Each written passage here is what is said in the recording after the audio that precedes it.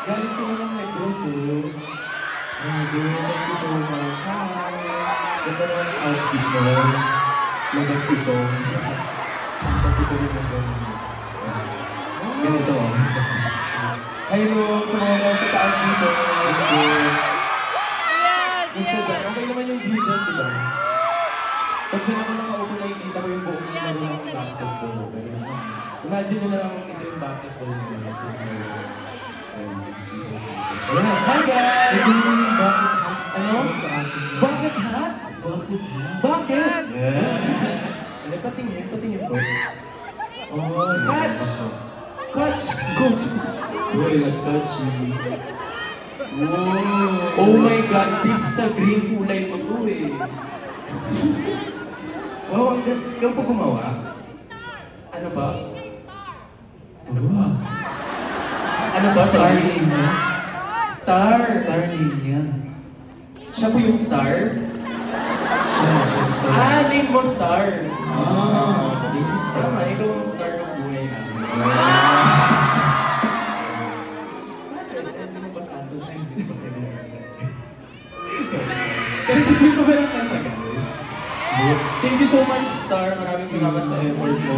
Uy, from Stardust, Calgary, Canada, to Stardust, Baguio, Philippines. Ay, may next page siya.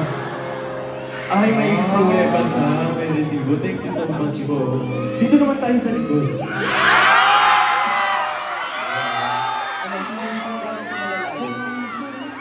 From Malaysia, hi!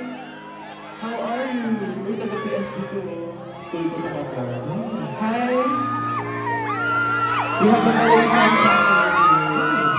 What's your name? Raven. Sorry? Raven. Radiant. Nice to meet you. Can you understand Tagalog? Ah, okay.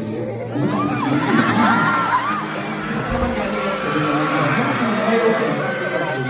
Ituloy na natin kasi sobrang hindi. Hindi. Ito kasi merong natutunan si Rafa dito sa Planet Ivory. Yeah.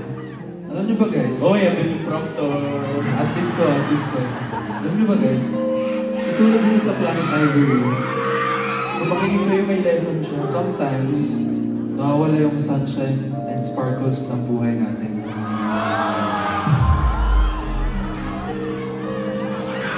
Pero what we learn is that beauty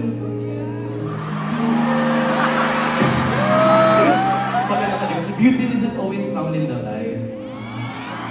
It is sometimes found in the chaos. Ulitin niyo pag medyo kakaiba yung word. Sometimes it's found in the chaos. In the challenges. In the uncertainties.